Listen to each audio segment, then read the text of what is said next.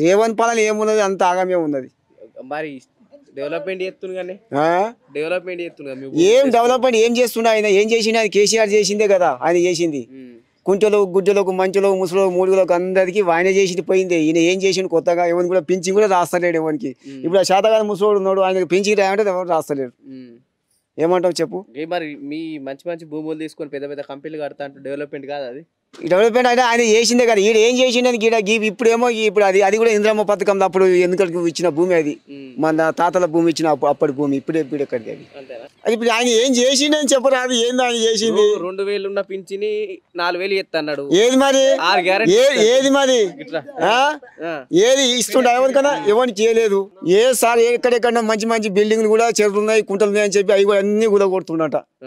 మంచిది కాదు అది. అది ఏడ మంచిది? కేసీఆర్ ప్రభుత్వం ఉన్నప్పుడు మంచిగా ఉండే. ఇప్పుడు ఏం ప్రభుత్వం ఉంది? ఇప్పుడు ఇండ్లు లేనివాడు ఇండ్లు పోయి కట్టుకుంటున్నాడు. ఇవాళ ముందుగానే తెలియదని చెప్పి ఉండాలి కానీ నువ్వు పోయి అన్ని కూడా కొట్టాలి. ఏడుంటారు? అయ్యో రవిచంద్ర బాగా పడుతున్నారు. ఆయన ఏం పడతలేదు. కేసీఆర్ ఉన్నప్పుడు పడ్డది. ఈయన వీకేది ఏం లేదు. మొత్తం ముంచుతున్నాడు పబ్లిక్ ను. ముంచుడు దొంగ రేవంత్ రెడ్డి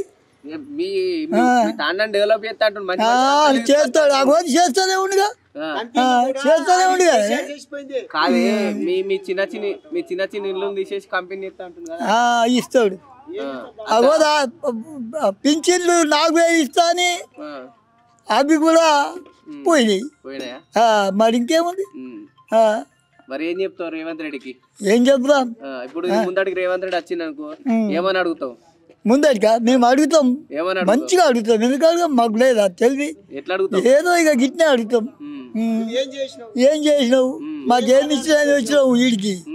ఆయన వీడికి రమ్మను, వస్తే అప్పుడు చెప్తావు. ఆయన ఏం పేరు? నా పేరు దేవా అన్న. దేవా. మరి ఎట్లా ఫ్యూచర్ సిటీ అని చెప్పేసి రేవంత్ రెడ్డి చెప్తుండు. మీకున్న 2 ఎకరాలు 3 ఎకరాలు ప్రభుత్వం తీసుకుంటా అంటుంది కదా, ఏం చెప్తావు మరి? మాకు 10 గుంటలే ఉందన్న. ఏముంది దాని మీదనే ఒక 2 క్వింటాలు 3 క్వింటాలు వస్తుంది. దాని మించి ఎక్కువ ఏం రాదన్న. మరి ఇప్పుడు డెవలప్మెంట్ ఇక్కడ ఫ్యూచర్ సిటీ అత్తే మంచినా లేకుంటే వ్యవసాయ భూములుగా ఉంటేనే మంచినా? ఇప్పుడు వ్యవసాయం మాకు ఉంటేనే మాకు మంచిది. మేము ఏదో మాకు బతుకు దాని మీదనే ఉంది. దీని మీద ఆధారపడది ఏమీ లేదు. ఇప్పుడు ఇవన్నీ ఇష్టంగా ఉన్నారు మరి భూములు ప్రభుత్వానికి? ఎందుకన్నా మేము ఉండేది దాని మీదనే బతుకుతున్నాం. అది అమ్మేస్తే మాకేం వస్తుందన్న? ఇప్పుడు ఏం రాదు. మళ్ళీ ఇప్పుడు ఎట్లుందంట మరి? సంవత్సరం కూడా కాలేదు వచ్చి వ్యవసాయ భూములో రేవంత్ రెడ్డి పడ్డాడని చెప్పేసి పెద్ద మనుషులు అంతా అంటున్నారు కదా, ఏం చెప్తాం మరి రేవంత్ రెడ్డికి? చేసింది మొత్తం కలెక్టర్ ఆఫీస్ ఉండే. కలెక్టర్ ఆఫీస్ లో మొత్తం కేసీఆర్ చేసిపోయింది.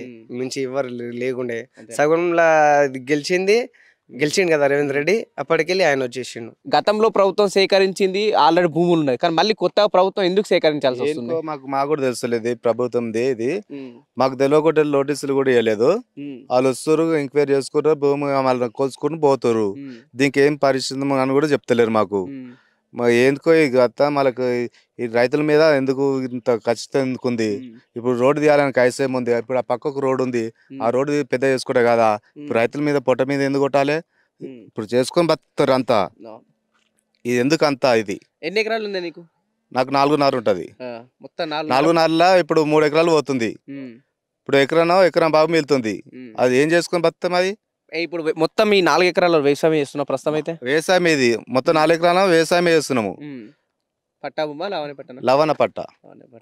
మరి ఎట్లా ఇప్పుడు బతుకుదేరు అంతా ఈ భూమి మీద ఉన్నది కదా, గవర్నమెంట్ గుంజుకున్నాక బతుకుదేరు ఇంకేం బతుకుతారు? ఇంకా చచ్చిపోవాల్సింది పబ్లిక్. వాళ్ళు చెప్తున్నారు కానీ మీకు మంచి ఈ భూములు కాదు మంచి మంచి కంపెనీలు ఇస్తాం, బిల్డింగ్లు ఇస్తాం, డెవలప్మెంట్ అవుతుంది అని ఆయన ఇస్తున్నారు. అన్ని కంప్లీట్ ఇస్తున్నారు. డెవలప్మెంట్ మంచిది కాదంటారా?